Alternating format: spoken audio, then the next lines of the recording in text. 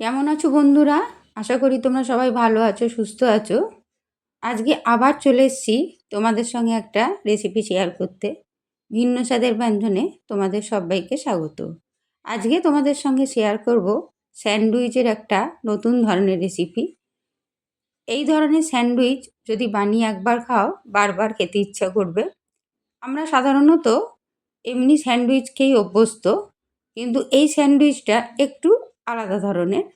চলো তোমাদের সঙ্গে শেয়ার করি। প্রথমেই দেখো, খানিকটা পেঁয়াজ আমি কুচিয়ে নিয়েছি। তারপর এটা আমি তেলে ভালো করে লাল লাল করে ভেজে নেব। দুটো টমেটো নিয়ে নেব। টমেটো দুটো আমি ভালো করে চপড করে নিয়ে পেঁয়াজের মধ্যে অ্যাড করে দেবো। সামান্য পরিমাণে একটু লঙ্কা গুঁড়ো দেবো, সামান্য পরিমাণে একটু চিনি দিয়ে নেব। এইবারে আমি দুটো মাঝারি সাইজের আলু ভালো করে সেদ্ধ করে নিয়েছি। এগুলোকে আমি একটু মেখে নেব। খুব বেশি মাখতে হবে না, সামান্য একটু গোটা গোটা থাকলেও চলবে, অসুবিধা হবে না। এবার সামান্য পরিমাণে একটু লবণ দিয়ে নেব, আর একটু টমেটো সস দিয়ে নেব। ভালো করে নাড়াচাড়া করে তেলটা মোটামুটি বেরিয়ে আসার পর আমি একটু পাতিলেবুর রস অ্যাড করে দেবো। নামাবার আগে সামান্য একটু মাখন দিয়ে নেব, আর দিয়ে নেব একটু গোলমরিচ। এইভাবে আমি এই পুরটাকে তৈরি করে নেব। এবার পুরটা আমি প্লেটে ঢেলে ঠান্ডা করতে দেবো। এইভাবে স্যান্ডউইচ বানিয়ে তোমরা বাড়িতে খেয়ে আমাকে কমেন্টে জানিও তোমাদের কেমন লাগে। খুব মুখরোচক হয় এই স্যান্ডউইচটা। আর স্ন্যাক্স হিসাবেও তোমরা সন্ধেবেলাও এটা খেতে পারো, সকালেও খেতে পারো। দারুণ লাগে খেতে।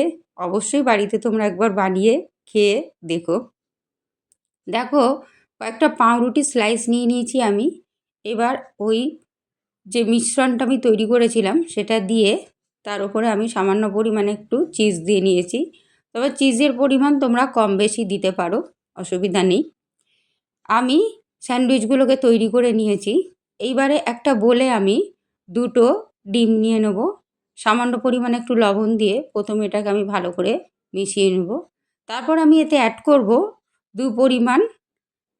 দু টেবিল চামচ ময়দা। ভালো করে এটাকে গুলে নিয়ে একটা ব্যাটার তৈরি করে নেব।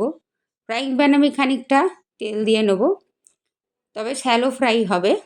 এবারে খুব সন্তর্পণে ওই ব্যাটারটায় ডিপ করে নিয়ে আমি পাউরুটিগুলোকে তেলে দিয়ে দেবো। সুন্দর করে এপিট ওপিট করে ভেজে নেব, লাল লাল করে নিয়ে পাউরুটিগুলোকে আমি তুলে নেব। বন্ধুরা, আমার রেসিপিগুলো তোমাদের কেমন লাগে আমাকে কমেন্টে অবশ্যই জানিও। যদি রেসিপিগুলো তোমাদের ভালো লেগে থাকে তাহলে অবশ্যই লাইক শেয়ার করো। আর আমার যারা নতুন বন্ধুরা তারা অবশ্যই আমাকে সাবস্ক্রাইব করতে ভুলো না। দেখো ভেতরটা কত সুন্দর হয়েছে, একদম চিজি, দারুণ লাগে খেতে। এইভাবে স্যান্ডউইচটা অবশ্যই তোমরা বানিয়ে খেও।